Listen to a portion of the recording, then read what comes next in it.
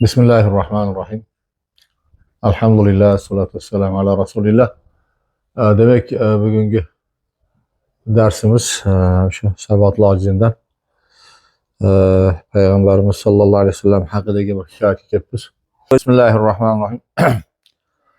Muhammad kim? Muhabbat koni erdi. Habibi haq Rasul sultoni erdi.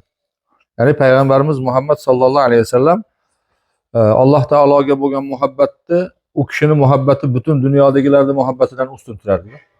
Yani Xudoni yaxshi ko'rishligi, Alloh taologa bo'lgan muhabbati butun insoniyat va payg'ambarlar hammasini yig'ib kelib, hammasi payg'ambar deb Allohni yaxshi ko'rishi qanchalik bo'lsa, u kishiniki balandida. Va yana Alloh taoloning butun mahluqotlariga bo'lgan muhabbatidan hammasinikini yig'ib kelganda payg'ambarimiz sollallohu alayhi vasallamga muhabbati boshqacha edi. Yana u kishi Alloh taoloni yaxshi ko'rgan, Habib degani yaxshi ko'rgan edi. Haq Alloh taolo, haqdan murod Allohni aytilyapti. Habibi haq degani Allohning habibi, ya Alloh yaxshi ko'rgan bandasi edi. Yana Rasul sultoni erdi degani payg'ambarlarning ham sultoni edi. Qancha payg'ambar o'tgan bo'lsa, sonini har xil rivoyatlar aytiladi, lekin biz mancha edi demaymiz. Qur'onda 25 ta payg'ambarning nomi kelgan, shuni bilamiz biz. Lekin ko'p payg'ambar alayhisalomlar. Shularning hammasining ichidagi eng afzali sulton edi u kishi. Ketar vaqtida andoq bo'ldi holi, vuzu aylarga yo'q erdi majoli. Umrining oxirgi daqiqalarida o'sha Allohning huzuriga rihlat qilishlik arafasida holi shunday bo'ldiki, yotibdi, tahorat qilgani kuchi yetmay qoldi. Vuzu deb tahorat aytadi, tahorat qilgani kuchi yetmay qoldi. Eshitdi chun azoni bo bashorat, dedi yo Oyisha qildir tahorat. Bor choramiz bor. Yani namozda azonini eshitdi. Yani Oyisha onamizga aytdiki, Oyisha tahorat qildirib qo'y meni. Namozga chiqaman deyapti. Tahoratdan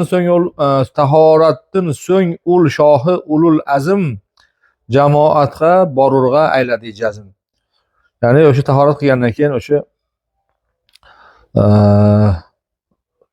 bu yaxshilarning kattasi ulug'i bo'lgan payg'ambar alayhisalom, ya'ni jamoatga, masjidga borishga harakat qildi, o'rnidan turib harakat qilaman dedi-da. Qadam bosmay turib ketdi o'zidan, araq saylon edi guldek yuzidan. Araq deb terda aytadi, yuzdan oqqan terda aytadi. Sel degan gapimiz bormi? Saylon sel. Sel keldi degani saylon oqib kelgan. Ya'ni quvvatli yo'ligidan odam terlab keladi-da. Bir qadam bosiblar hushdan ketib ontaldi. Yuzdan oqqan ter sel bo'lib oqdi. O'ziga keldi boz etdi tahorat, yana qo'pdiki topqay jamoat. Hushiga kelib boz degani yana qaytab tahorat qildi, yana Oysha onamizga aytib tahorat qildirdi. Yana o'rnidan turib shu jamoatga ulgib qolay deb qadam bosdi, harakat qildi. Qadam bosmay turib ul sohibi roz, o'zidan ketdi darmon yo'qidan boz. Ana o'sha Alloh taoloning rizoligini egasi bo'lgan Alloh taolo sohibi roz degani Xudo u kishidan rozi bo'lgan zot payg'ambar alayhisalom qadam bosmay turib yana o'zidan hushdan ketib qoldi. Kuchi yo'qligidan, quvvati yo'qligidan.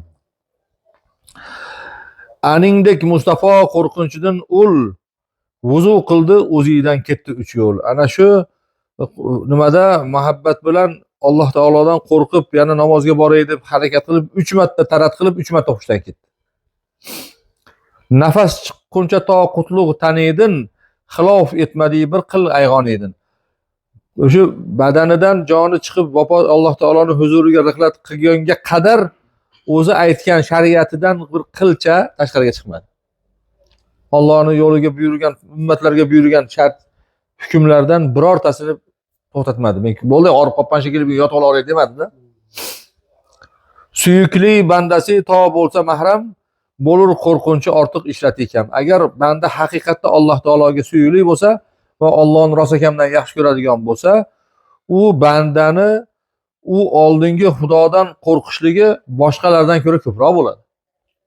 Xudoni ko'proq yaxshi ko'rgan bandani Xudodan qo'rqishi ko'proq bo'ladi. Uning ishrati kam degani dunyoviy rohat-farog'atlarga, maishatlarga toqati kamroq bo'ladi. Agarchi anbiyo beshak omondir, muborak dillari xavf ila qondir. O'zi anbiyo deb payg'ambarlarni aytadi. Nabiy degani payg'ambarda, anbiyo degani payg'ambarlar degani. O'zi payg'ambarlar agarchi hech shak shubha yo'q do'zaxga tushmaydi, ular jannatga kirishi aniq. Aniq kafolat bor, qo'lida garantiya xati bor ular bo'layotgan. Beshakda ularni Alloh taolo hammasini aziz qilgan, ularni hammasini jannat qiladi. Lekin shular shu muhabbat, shu ishonch shunchalik jannatga kirishi aniq bo'lib turib, qalblari Allohdan qo'rqib qonib turadi deyaptilar. Muborak dillari xavflar qondir. Allohning g'azabi kelib qolsa nima qilaman degan qo'rqinch bor baribir. Ularda bizgidan ko'ra qo'rqinch kattaroq.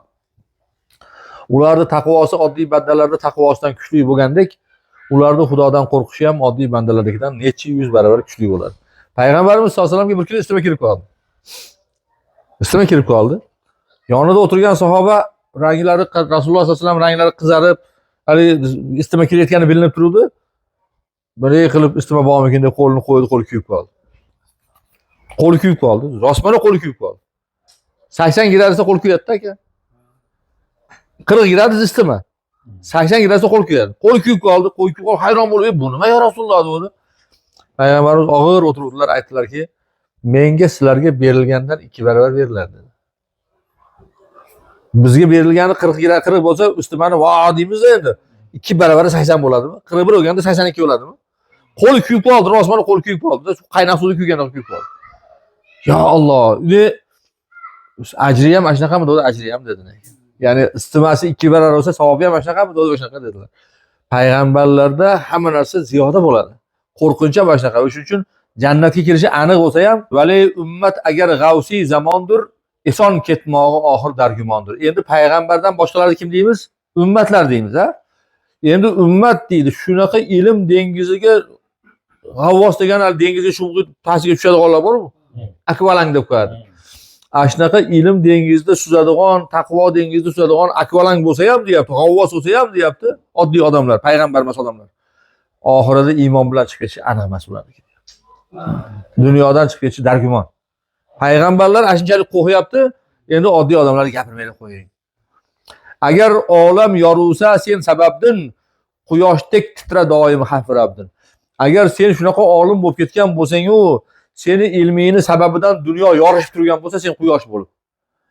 Ashi sen deydi, shunaqa bo'lib ketgan bo'lsang ham deydi, quyoshni qara deydi, qanchalik hamyonni yoritsa ham jivir qilib turadi, jivrab turadi deydi. Ashi Xudodan qo'rqib qoltirib turadi deydi.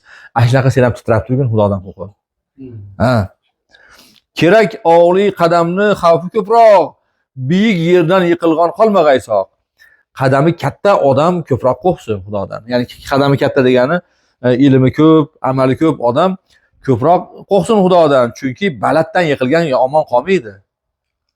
Martabasi qancha baland ko'tarilib, kimsan palonchi olim, mullo, domlo bo'lib ketgan bo'lsa, ash ko'proq qo'rqsin.